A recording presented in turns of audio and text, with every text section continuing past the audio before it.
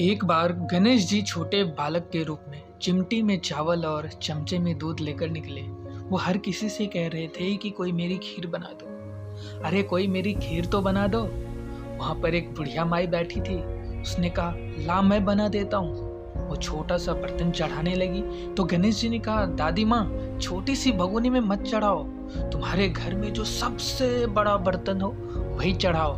बुढ़िया माई ने गणेश जी का मन रखने के लिए एक बड़ा सा बर्तन चढ़ा दिया।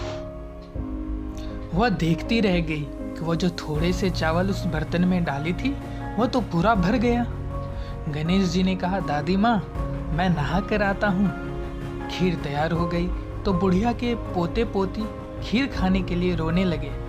बुढ़िया ने कहा, गणेश जी तेरे भोग लगना कहकर चूल्हे में थोड़ी सी खीर डाली थी और अब कटोरी भर भर कर बच्चों को दे दी। बुढ़िया की पड़ोसन ऊपर से देख रही थी तो बुढ़िया ने सोचा ये तो चुगली कर देगी, तो एक कटोरा भर कर उसे भी पकड़ा दिया।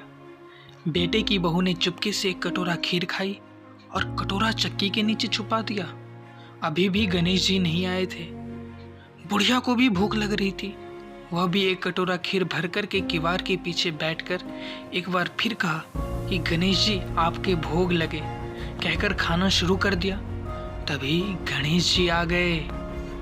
बुढ़िया माई ने कहा, आ जा रे गणेश खीर खा ले, तो मैं तो तेरा ही इंतजार कर रही थी। तब गणेश जी ने कहा, दादी माँ मैंने तो खीर पहले ही खा ली। बुढ़िया ने कहा, कब खाई? गणेश जी ने कहा, जब तेरे पोते पोती ने खाई तब खाई थी, जब तेरी पड़ोसन ने खाई तब खाई थी, और जब तेरी बहू ने खाई तब भी खाई थी, और अब तूने खाई तो मेरा भी पेट भर गया। बुढ़िया ने कहा, बेटा तेरी सारी बात सच है, लेकिन बहू बेचारी तो सुबह से काम में लगी हुई है, तो फिर उसने खीर कब खाई? गणेश जी महाराज ने कहा, चक्की के नीचे देख झूठा कटोरा पड़ा है, तूने तो मेरा भोग लगाया, वो तो बिना भोग के ही खा गई। बुढ़िया ने कहा, बेटा घर की बात है, घर में ही रहने दो, अब तो बताओ बची हुई खीर का क्या करूं? गणेश जी ने कहा, नगरी को जमा दो। बुढ़िया माई ने पूरी नगरी जिम्मा दी, फिर भी बर्तन खाली नहीं हुआ। जब राजा को यह बात पता चली तो राजा ने बुढ़िया को बुलाया और कहा, क्यों री बुढ़िया, ऐसा बर्तन तेरे घर में कहाँ से आया? ऐसा बर्तन तो राजमहल में होना चाहिए। बुढ़िया ने कहा, राजा जी इस बर्तन को आप ही ले लो। राजा जी ने खीर का बर्तन महल में मंगा लिया।